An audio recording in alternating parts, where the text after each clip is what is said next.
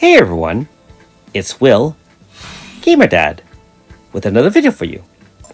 So of course, with update 2.9.1, not only do we get Garambrel, but we also have the new battle simulator, which features weaknesses against wind as well as earth. So this video will encompass all 4 stages of the normal version of the one that's weak to earth.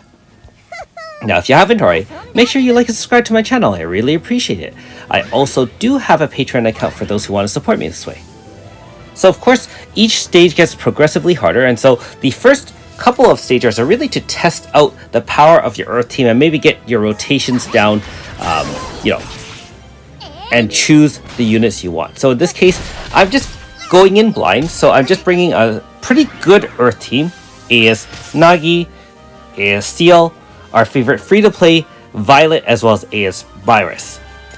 They're all set up with the pretty standard Grasta. I didn't show the Grasta for the first few fights, being that most of them are pretty straightforward, although by the 4th fight I do show all the Grasta because that one's a little bit more unique. That being said, they do have the standard amount of pain Grasta as well as the ability to inflict pain. And so we're really relying on that as a little bit of RNG to inflict maximum damage on the enemies. You can clearly see that without the pain, you're doing a little bit less damage. However, it's still not too bad, and as long as you fulfill all the conditions, you do get the rewards. Keep in mind, you can actually try this multiple times, so if you finish one clear without all the conditions met, you can certainly go back and revisit that.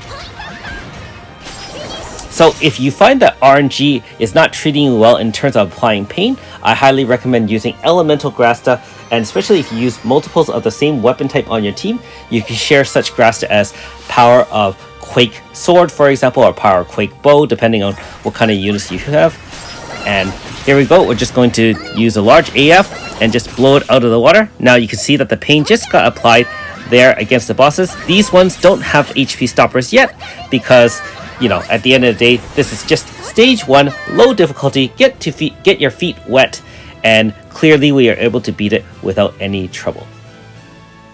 Alright, so again, the rewards were shown in the beginning of each stage. We get 30 Chrono Stones for the first clear. And then, don't get killed. That's pretty standard for all these missions, just so you know. Clear within 15 turns, and if you clear it within 10 turns, then you get some extra guiding light and some extra items. And of course, for all conditions being met at one run, then you do get the extra 20 Chrono Stone reward. So again, if you do miss out, feel free to challenge it and pass through as many stages as you can first, and then come back and fight them later on. So again, you can see that this one has a restriction of 10 turns. So you really want to bring a more powerful team if you can so manage. Again, Elemental Grasta is key here if you're finding that RNG is not treating you nice, or if you don't have a guaranteed pain setter. I will have a guaranteed pain setter in fight number 4, which I'll explain later on in this video as we get there. So of course, the first fight isn't nearly as challenging. The second fight already gets a little bit more interesting, although I still went in blind here without any sort of preparation. Bringing in Mayufa and of course our newest unit, Nakoko, works really well. Keep in mind that Nakoko can be an awesome setup person in terms of boosting your Earth team, reducing Earth debuffs or elemental debuffs on an enemy depending on what zone you're in, and of course getting the Aya combo, she can heal. And so you can see I did the Spirit Wisdom, which is basically the one that decreases Earth resist by 50 while increasing your Earth attacks by 50. After the enemies are cleared in the first round, it's just a matter of setting up your power and all your buffs on your team for the next buff. Now, one challenge I will say that's always difficult with these kind of fights is that because we're going through different waves, applying or reapplying statuses, especially things like pain or debuffs, are difficult, and so you might find that the damage you're putting out is not nearly as impressive as when you're fighting a single boss through multi-stages of the same boss, for example, the twins, where you can leave all the debuffs and buffs on your party. Now, the buffs don't fade from your party. However, the debuffs, obviously, since you're fighting new units and new enemies, instantly go away because you're just fighting something different and you've already killed off the previous enemies, which don't carry over debuffs to the newest one. Alright, so again, remember that this is a 10 turn limit we can clear these ones fairly easily with some pretty good DPS and of course some support here. Notice that I didn't really concentrate on two main debuffs because, let's be honest, in the early stages it's more about dealing DPS. Now this boss does have a 50% HP stopper, however you can see the total amount of HP is not nearly that high. I would say somewhere in the 5 million range. So if you're dealing like 2 million, 2.5 million, you know, you'll hit the HP stopper either in no time. And in round 2, see, the boss didn't even get a hit off on our team. So again, just like with the twins, don't get too cocky. The real challenges start coming on from now. And you can see that the rewards are still pretty good. I'll take the extra Chrono Stones. We can always use them for summons. That one's high class scrolls, you know, if you farm enough, probably not that useful. However, hey, 40 Chrono Stones for a stage is not bad. And you can see that the number of cups or trophy icons go up in difficulty as we are fighting. This one gives you a hint of all 4 elements being used. However, I would still recommend using an Earth team on this particular fight, being that, again, the enemies are pretty much weak to Earth. And so you'll have the advantage of that sense. Some pretty interesting rewards. I'm actually a little bit surprised. I thought the last one, in terms of Boss Rush or Battle Simulator, gave you more rewards in terms of Chrono Stones. But again, it's the badges and the other unique items you can get here and you can't get anywhere else that you're really looking to add to your roster. Alright, so we're playing around with a different one. And keep in mind that this particular challenge is unique in that you're only allowed 1 AS or less unit on your team, I think. So, I am using OG Myrus or normal style Myrus as my normal style, and I'm using AS Seal as my only AS. If you're wondering why I chose AS Seal over AS Myrus, it's because AS Seal's got that debuff when with Vivace that can keep on applying to the enemies. And so I felt that as an AoE, you're getting more consistent damage and abilities out of his move rather than, for example, AS Myrus with the Transform Claw, where you don't necessarily apply debuffs on the enemy to help your team. So we're just powering up our team here, ending the boss fairly quickly. That's only 3 turns, and we're on to the next stage. Again, this is definitely not the super challenging content yet, although I do find that Boss Rush or Battle Simulator does require a very specific number of units, and so as the challenges get higher, you have to restrict your team to certain team comps, either like last time with all men, for example, this one with only 1 AS unit. The challenges do get more and more interesting, and so hopefully I'll be able to keep up.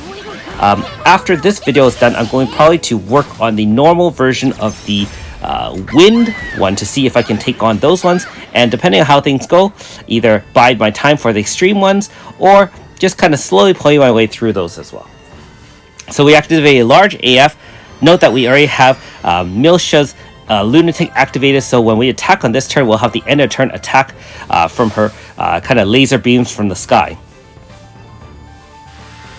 Okay, and so you can clearly see that the boss does establish Water Zone to start, and so if you could have helped it, instead of activating AF, you could have rotated your unit to the back, and then, for example, rotated back Mayunfa to the front to establish zone. That being said, shade attacks aren't affected by that. And a single end of turn attack from the Lunatic from Milsha ended the battle. Like I said, most of the bosses here have less than 10 million HP, and some of them probably have less than 5 million. But still, you'll have to be able to deal damage in a pretty specific way with, for example, 1 or less AS, 10 turn limit, and of course you have to do all of this in one go. Now, the final stage actually took me a lot longer, which is why there was a delay in uploading this. I actually beat it yesterday night with an Earth team, that is Mayunfa, Myrus, AS Seal, and Violet. However, the results were relatively inconsistent, and so I was actually not able to repeat it. And so after some humming and hawing, I decided to go with this team instead. And if you're wondering why, I'll explain all the different reasons. First of all, I didn't realize this upon testing. However, most of the enemies here in the early parts of the waves are not resistant to fire. They are vulnerable to fire, and so we're using Fire Zone to really enhance the damage of our newest powerful protagonist, Aldo, if you've watched my 5-star review on him, you notice that the X slash does extreme amounts of damage depending on the amount of light. And since I have a max light unit, and I also have the newest Void Sword from the 8 dual Eastern Spirit Horrors, we can do the guaranteed crit without having a crit setter. And so he really is relied upon to deal a lot of damage. Now, Radius is here to carry Grasta as well as apply Absorb Blood, and she also has some defensive capabilities with Elemental Barrier, which we'll need a little bit later on because some of the attacks coming our way are going to be magical in nature. Since the boss on the 3rd turn, that little Phantom, can re-establish zone, we really need the zone setter right off the bat, and instead of rotating someone out, being that we only allowed 4 units in this particular one. You only can carry 4 units, so you don't really have the flexibility to carry multiple team comps to kind of counter the boss. I decided to go with the art of Raging Fire Stance Grasta so that Rosetta AS, instead of VCing in a magic zone, can just establish Fire Zone. Note that she has to be faster than Aldo and Violet. Violet is actually our slowest, and there's a reason for that as well. We want either Fire Zone to establish first, or in the case of Daze Array to apply Type Resist debuff, we want Rosetta to act first. After that, don't worry about Radius, because Radius's Absorb Blood is a priority move, and so even though she's the slowest on this team, we can apply Pain right away to enhance the Pain Grasta on both Violet as well as Aldo. Now, the whole point here is to use Aldo to apply Dragon God Slash for 50% physical resist debuff, and then we are using Volcano Blade to set up the crit damage increase to everybody. Violet usually crits pretty frequently, and so there's a little bit of RNG there, but naturally she crits better than others. And note that we actually did cast Brave Step just to guarantee the crit. Not only that, but to decrease int debuff on the enemy by 25% to protect against those large water laser beams.